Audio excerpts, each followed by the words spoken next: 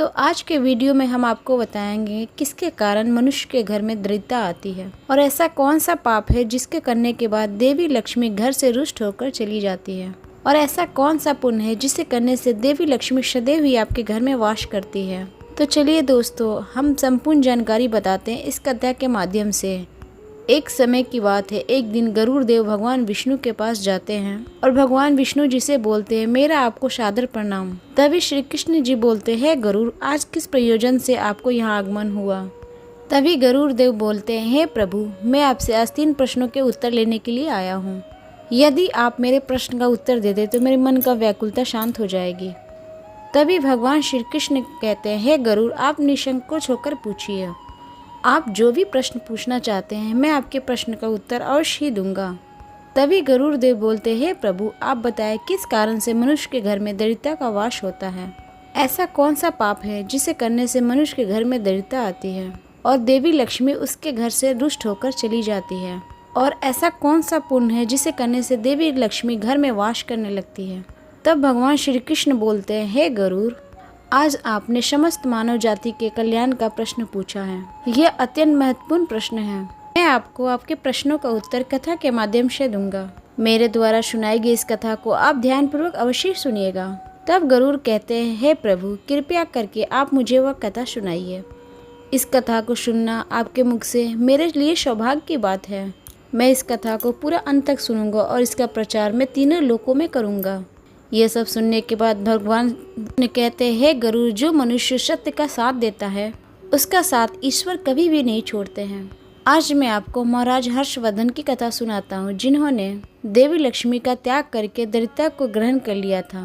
त्रेता युग की बात है। भारतवर्ष में सत्यवादी परमात्मा राजा हर्षवर्धन राज करते थे। उनका राज एक कुंतल प्रदेश पर था तथा उनके राज्य की प्रजा हमेशा उनसे संतुष्ट रहा करती थी। महाराज का आचरण बड़े ही दानशूर और अच्छे आचरण वाले थे। वे हमेशा अपनी प्रजा की रक्षा करते थे और साथ ही वे सदैव अपनी प्रजा के हित का ही विचार करते थे। महाराज हर्षवर्धन इतने ही दयालु थे। उनकी महात्मा का परिचय इससे मिलता है कि जब भी उनके नगर में साधारण मनुष्य बिक्री करने के लिए बाजार में आता था और यदि वो वस्तु संध्या काल तक नहीं बिकती थी, उस वस्तु को राजा स्वयं ही खरीद लिया करते थे ताकि उनके राज्य से कोई भी खाली हाथ ना जा सके। अपनी प्रजा के हित के लिए राजा ने हमेशा ये सत्य की प्रतिज्ञा की थी। राजा अपने सेवकों से बोलते हैं, संध्या काल जैसे ही हो आप बाजार में जाना और भ्रमण करना, और वे जब भी किसी वस्तु को देखते कि वो नहीं बिका है, जिसे किसी ने भी नहीं खरीदा हो, तो महाराज के सेवक उस व्यक्ति से उस वस्तुओं की कीमत पूछते हैं और उसकी इच्छा और जरूरत के अनुसार उस वस्तु की जो कुछ भी कीमत होती वह कीमत देकर उस वस्तुओं को खरीद लेते थे। इस प्रकार महाराज के ऐसे दयालु स्वभाव को देखकर अनेक लोग प्रसन्न होकर उनकी महानता का चर्चा करने लगते हैं। महाराज हर्षवर्धन की कीर्ति तीनों लोकों में होने लगी थी। मनुष्य तक ही नहीं सीमित रही, देवतागण भी उनकी प्रशंसा करने लगते। जब ये बात धर्मराज तक पहुंची तो एक दिन स्वयं धर्मराज ने ही महाराज हर्षवर्धन की परीक्षा लेने की सोची और फिर एक दिन स्वयं धर्मराज एक ब्राह्मण का वेश धारण करके महाराज हर्षवर्धन की नगरी में जाकर प्रकट होते हैं। वे अपने साथ टूटी फूटी चीजें एक पेटी में, उस पेटी के अंदर कूड़ा कचरा भरकर उस पेटी के अंदर रखकर, अर्थात उस पेटी के अंदर उन्होंने दरिद्रता को भर लिया था। उस पेटी को लेकर महाराज हर्षवर्धन की नगरी में जा पहुँचे। धर्मराज उस नगर में बेचने के लिए उस पेटी को लेके बैठ गए। उस पेटी के अंदर कूड़ा कचरा इत्यादि चीजें थी। अब भला कौन व्यक्ति कूड़ा कचरा को खरीदने के लिए जाएगा। ब्राह्मण रूपी धर्मराज दिन भर वहीं बैठे रहे, लेकिन संध्या काल हो गई, लेकिन किसी ने भी उनका कूड़ा कचरा नहीं खरीदा। राजा के सेवक हमेशा की तरह इधर उधर घूमने लगे। जिसका भी सामान बिक्री के लिए बच गया था उसे वे उचित धन देकर खरीद लिया करते थे ताकि कोई भी प्रजा खाली हाथ घर न जा सके। फिर उन सेवकों ने देखा एक ब्राह्मण अपनी पेटी को लेकर बैठा हुआ है। राजा के सेवकों ने उन ब्राह्मण महाराज के पास जाकर पूछा, हे ब्राह्मण महाराज, आप तो इस नगर में नए दिखाई दे रहे हैं, क्या हुआ, आपका सामान किसी ने भी नहीं खरीदा? ऐसा क्या लेकर आप आए हैं? आप अपनी इस पेटी में महाराज के आदेश से मैं आपका सामान खरीदने के लिए आया हूँ। कृपया कर बताइए आपकी इस पेटी में ऐसा क्या है, इसका मूल्य कितना है? तभी उस ब्राह्मण ने कहा, हे सैनिकों, मैं इस पेटी में दरिद्रता लेकर आया हूँ, अर्थात मैं इस पेटी में कूड़ा करकट भर के लाया हूँ। परंतु इसका मूल्य 1000 स्वर्ण मुद्राएं है। उस ब्राह्मण के ऐसे विचित्र वचन सुनकर वहाँ खड़े सभी सैनिक हंसने लगे और फिर उन्होंने ब्राह्मण से कहा, हे ब्राह्मण, आपकी पेटी में तो कूड़ा भरा हुआ है, इसे कौन लेगा? इसका मूल्य तो 1 रुपये भी नहीं होगा। फिर उस ब्राह्मण ने कहा, हे सैनिकों, यदि इसे कोई नहीं लेगा तो मैं इसे वापस लेकर अपने घर जाऊंगा। मैंने तो सुना है आपके महाराज यहाँ से किसी भी को खाली हाथ नहीं जाने देते हैं, पर जो कोई भी बाजार लगाता है उसका सारा द्रव्य महाराज खरीद लेते हैं। मुझे लगता है कि मैंने आपके महाराज के बारे में झूठ सुना है। उस ब्राह्मण की ऐसी बात सुनकर राजा के सेवकों ने कहा, हे ब्राह्मण, आपने सही सुना है, हमारे महाराज किसी को भी खाली हाथ नहीं जाने देते, उसका सारा माल खरीद लेते हैं। इसलिए तुम थोड़ी देर रुको, हम अभी महाराज के पास जाकर आते हैं। फिर उनमें से एक सेवक महाराज हर्षवर्धन के पास जाता है और कहता है, हे महाराज, आज हमारे नगर में एक ब्राह्मण आया है। वह बड़ा ही विचित्र है। वह अपनी पेटी में कूड़ा करचर भर के लाया है और साथ ही वह उसका मूल्य 1000 स्वर्ण मुद्राएं बता रहा है। तभी महाराज ने कहा, हे सैनिकों, तुम जाकर उस व्यक्ति को उससे कम से कम जितना भी मूल्य है उसको देकर उसको विदा करो। उसे उसकी वस्तुएं लेकर वापस मत जाने दो, अन्यथा मेरा वचन झूठा हो जाएगा। फिर राजा के सेवक उस ब्राह्मण के पास जाते और कहते हैं, हे ब्राह्मण, हम तुम्हारे इस पेटी का मूल्य 200 स्वर्ण मुद्राएं देते हैं। तुम इतनी मुद्राएं लेकर प्रसन्नता पूर्वक अपने घर चले जाओ। परंतु ये सुनने के बाद उस ब्राह्मण ने कहा, हे सैनिकों, मैं 1000 स्वर्ण मुद्राएं से बिल्कुल कम नहीं लूँगा। यदि तुम मेरा सामान खरीदना चाहते हो तो खरीदो, अन्यथा इस सामान को लेकर मैं अपने घर चला जाऊंगा। तभी उस राजा के सेवकों ने कहा, हे ब्राह्मण, ठीक है, अब हम तुम इस पेटी के बदले 500 स्वर्ण मुद्राएं देते हैं। इतना तो मूल्य तुम्हारे लिए सही रहेगा। परंतु फिर भी वो ब्राह्मण नहीं माना और 1000 स्वर्ण मुद्राएं पर वह ब्राह्मण अड़ा रहा और कहने लगा, मेरा सामान लेना है तो लो, अन्यथा मैं अपने घर चलता हूँ। फिर से वह सैनिक लौटकर राजा के पास जाता है और उनसे कहता है, हे महाराज, उस ब्राह्मण को हमने 500 स्वर्ण मुद्राएं देने की कोशिश की, परंतु वह फिर भी नहीं मान रहा है और उसकी पेटी में कचरा दरिद्रता भरा पड़ा है। उपयोग की कोई भी वस्तु उसकी पेटी में नहीं है, लेकिन फिर भी वह 1000 स्वर्ण मुद्राएं मांग रहा है। हे महाराज, आपको उसका कचरा 1000 स्वर्ण मुद्राएं में नहीं खरीदना चाहिए। तभी महाराज हर्षवर्धन कहते हैं, हे सैनिकों, ये मेरे सत्य की प्रतिज्ञा है। मैं किसी भी व्यक्ति को अपने राज्य से खाली हाथ जाने के लिए नहीं कह सकता हूँ। हम सत्य का त्याग कभी भी नहीं करेंगे। इसलिए तुम लोग जाओ और वो ब्राह्मण जितना भी मूल्य बोल रहा है उस वस्तुओं को खरीद लो, इसमें संकोच मत करो। फिर वे सैनिक ब्राह्मण के पास लौट गए और फिर उन्होंने उस ब्राह्मण को 1000 स्वर्ण मुद्राएं दी और उस ब्राह्मण से दरिद्रता से भरी हुई पेटी को ले लिया। फिर वह ब्राह्मण मूल्य को लेकर चला गया और वे सैनिक दरिद्रता से भरी पेटी को राजा के पास लेकर चले जाते हैं। फिर महाराज ने उस पेटी को राजमहल के अंदर रखवा दिया। रात्रि में जब सोने का समय हुआ तब महाराज के द्वार से एक अत्यंत ही सुंदर स्त्री बाहर निकली। उस स्त्री के 4 हाथ थे। उस स्त्री के हाथों में कमल पुष्प थे। उस सुंदर स्त्री ने नाना प्रकार के आभूषण ग्रहण किए हुए थे। महाराज महल के बाहर बैठे हुए थे। जब महाराज ने उस अत्यंत सुंदर स्त्री को देखा तो महाराज देखकर आश्चर्य में पड़ गए और फिर उनसे रहा नहीं गया। उन्होंने उस स्त्री से पूछा, हे देवी, आप कौन हैं और इस रात्रि के समय में आप यहाँ पे क्या कर रही हैं? आप कहाँ से आ रही हैं और कहाँ को जा रही हैं? महाराज की ऐसी बातें सुनकर वह स्त्री बोली, हे राजन, मैं तुम्हारे राज्य की लक्ष्मी हूँ। सत्यवादी धर्मात्मा है आप, इसीलिए मैं आपके राज्य में निवास करती हूँ। परंतु आज आपके राज्य में दरिद्रता आ गई है और जहाँ पर भी दरिद्रता रहती है उस स्थान पर लक्ष्मी वास नहीं करती है। आज तो आपके महल में पेटी भर के दरिद्रता आई है, इसीलिए अब मैं यहाँ से जा रही हूँ। तभी महाराज हर्षवर्धन ने हाथ जोड़कर प्रणाम करते हुए कहा, हे देवी महालक्ष्मी, आपकी जैसी इच्छा। मैं अपने वचन और प्रतिज्ञा से बंधा हुआ हूँ। मैं अपना वचन को नहीं तोड़ सकता। इस कारण से मैं दरिद्रता से भरी पेटी को लेने के लिए मना नहीं कर पाया और उसे मैं ले लिया हूँ। तब देवी रुष्ट हो जाती है और महाराज के राजमहल को त्याग कर वहाँ से चली जाती है। थोड़ी देर पश्चात महाराजा ने अत्यंत ही सुंदर युवा पुरुष को राजमहल से बाहर निकलते हुए देखा। तभी महाराज ने पूछा, हे देव, आप कौन हैं? यहाँ पर आप कैसे आए और आप कहाँ जा रहे हैं? उस सुंदर पुरुष ने कहा, हे राजन, मेरा नाम दान है। आप सत्यवादी धर्मात्मा हैं, सदैव धर्म का पालन करते हैं।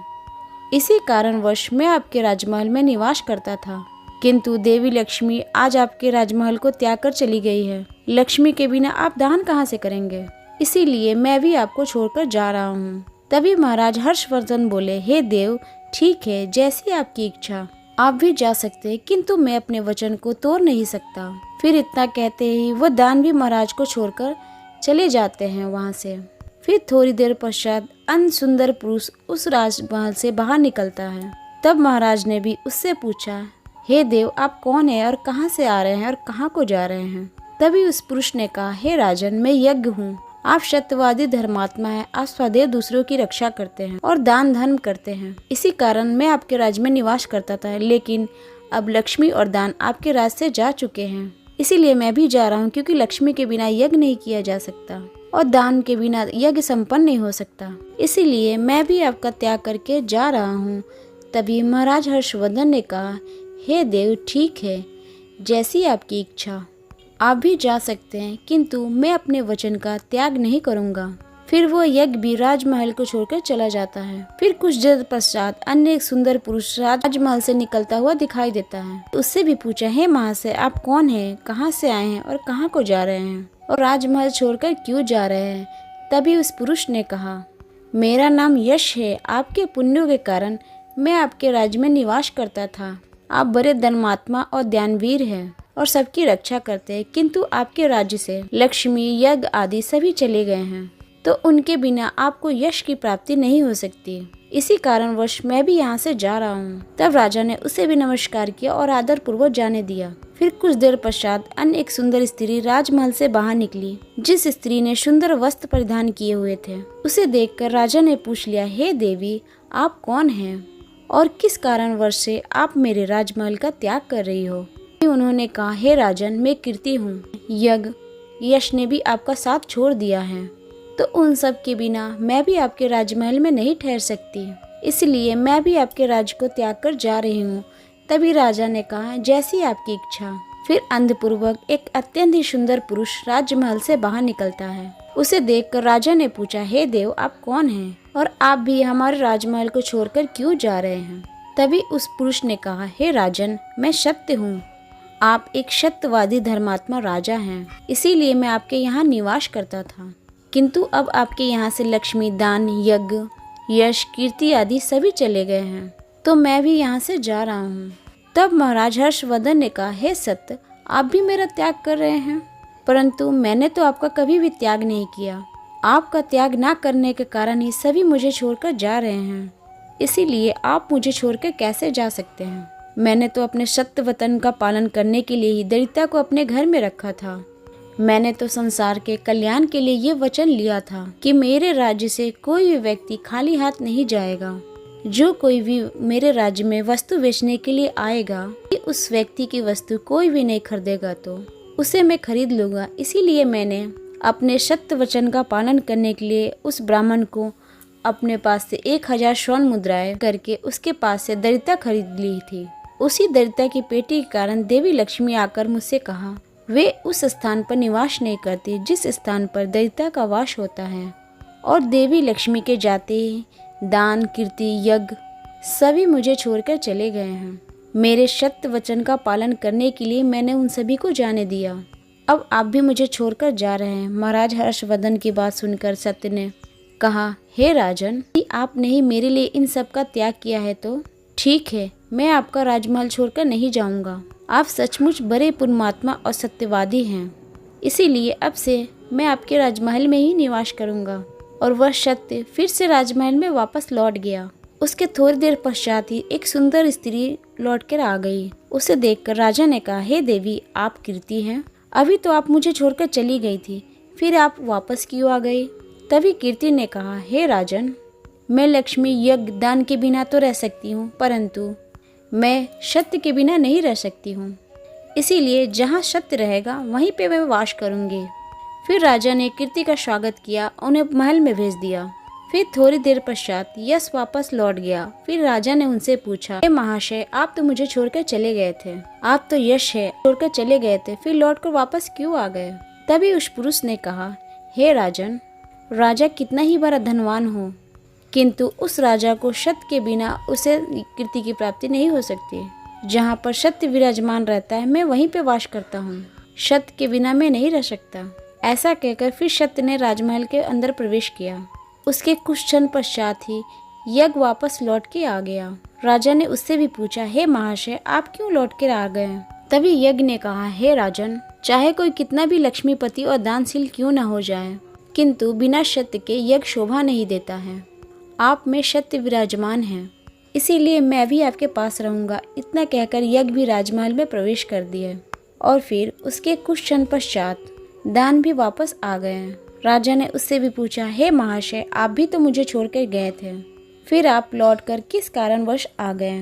तभी उस पुरुष ने कहा, हे राजन, मैं दान हूँ। कुछ समय पहले मैं आपको छोड़कर गया था, किंतु आप में सत्य विराजमान है और जहाँ पे सत्य रहता है मैं भी वहीं पे रहता हूँ। कोई मनुष्य कितना भी ज्यादा धनवान क्यों न हो, किंतु बिना सत्य के वो दान नहीं कर सकता। दान का महत्व सत्य से ही होता है, इसी कारणवश मैं भी लौट के आ गया। तभी राजा ने कहा, ठीक है, आपका भी स्वागत है, और फिर दान भी राजमहल में चला गया। फिर उसके बाद साक्षात देवी लक्ष्मी लौटकर आती हैं। तभी राजा ने पूछा, हे माँ लक्ष्मी, आप वापस क्यों आ गई? आप तो मुझे छोड़कर चली गई थी। तभी देवी लक्ष्मी ने कहा, हे राजन, यह आपकी सत्य की परीक्षा थी।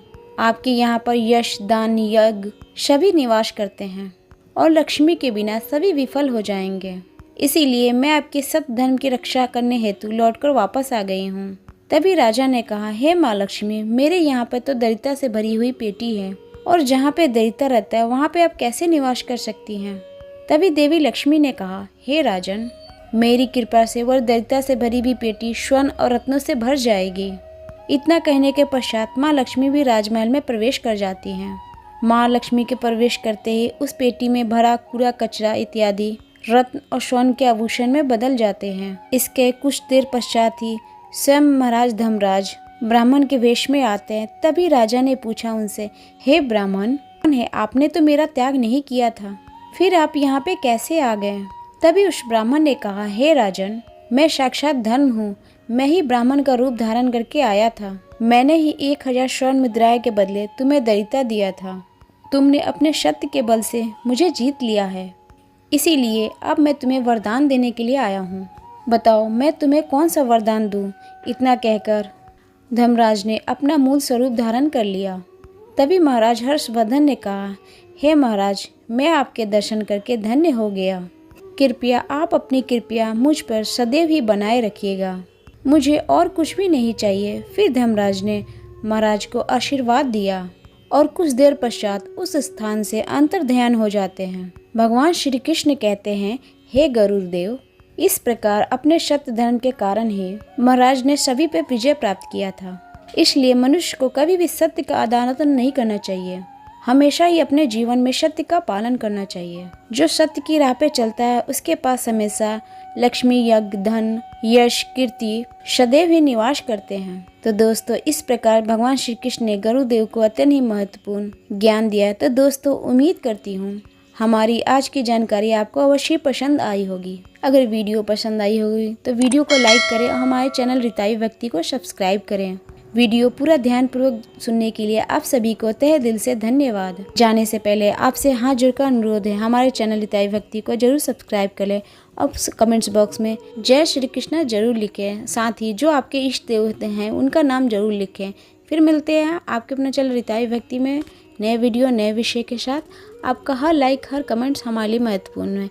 कृपया करके लाइक करें और चैनल को सब्सक्राइब करें। नमस्कार।